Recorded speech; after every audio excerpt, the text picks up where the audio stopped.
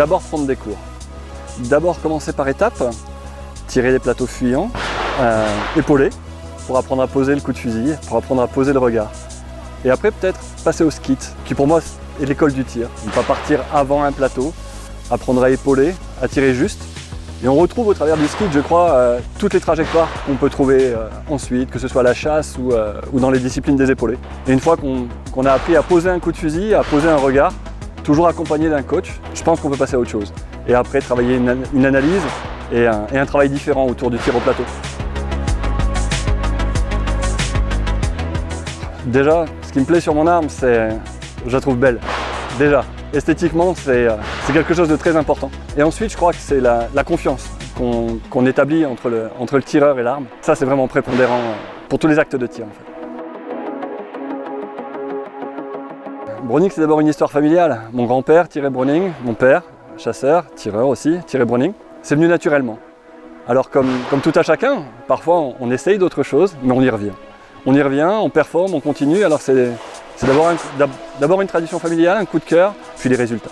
Parce qu'avec un Browning, on peut commencer et on peut finir au sommet, et Browning le prouve chaque année. Je pense que pour atteindre la plus haute marche, c'est la conséquence d'un tout.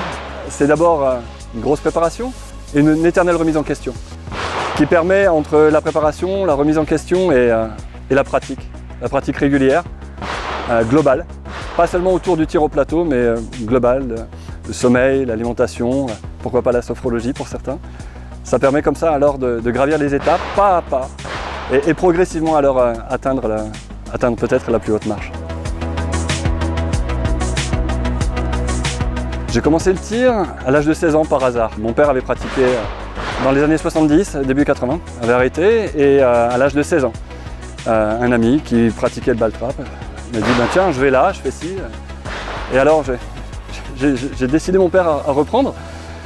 J'ai très vite pris une piqûre et après la première série sur une fosse. La piqûre était faite et voilà, c'était lancé. J'ai arrêté pendant une dizaine d'années, aux alentours d'une trentaine d'années, oui, j'ai repris discipline des épaulés. Tout de suite, le parcours, le compact et le virus est revenu tout de suite. Et alors, avec des bons conseils, avec une pratique assidue, alors c'est venu bien. Je dissocie vraiment 2 temps dans l'année, une saison plus creuse, automne-hiver, où je privilégie une fois par semaine le travail technique, des plateaux qui peuvent poser difficulté, qui ont posé difficulté la saison précédente. Et là, vraiment, c'est du travail technique sur des plateaux, de la répétition, beaucoup. Et en saison, c'est plus de l'entretien alors pour entretenir une espèce de confiance. Toujours la juste balance entre la confiance et la remise en question. Et là, en saison, c'est un peu plus fréquent, mais sur des séances plus courtes. 100-150 plateaux le mercredi, 100-150 plateaux le samedi. Et une semaine, un peu de physique, et le week-end d'après, on recommence. Samedi, 150 plateaux. Épauler, désépauler, et retrouver des actes réflexes alors, pour gagner en confiance et arriver en compétition prêt. Le type d'entraînement est différent suivant les saisons. Ça peut être là donc la répétition en saison creuse, la répétition de plateaux qui me posent des difficultés. Et à l'approche de la saison, plus proche de la mise en condition des compétitions, avec une concentration plus accrue et un équipement comme en compétition. Les mêmes cartouches, les mêmes tenues et différents stands pour voir différents environnements. Et là, c'est intéressant.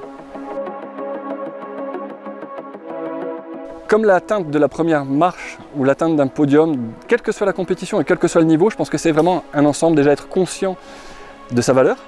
Et puis après, mettre tous les éléments de son côté, être bien dans sa tête, reposé, dynamique, conscient du moment présent et savoir juste faire ce qu'on sait faire en étant plus déterminé encore qu'à l'entraînement. Et je pense que cette détermination liée avec une combinaison d'entraînement et plein de petits détails autour qui prennent du temps mais qui, lorsqu'ils se mettent en place, alors permettent vraiment d'arriver à quelque chose de sympa.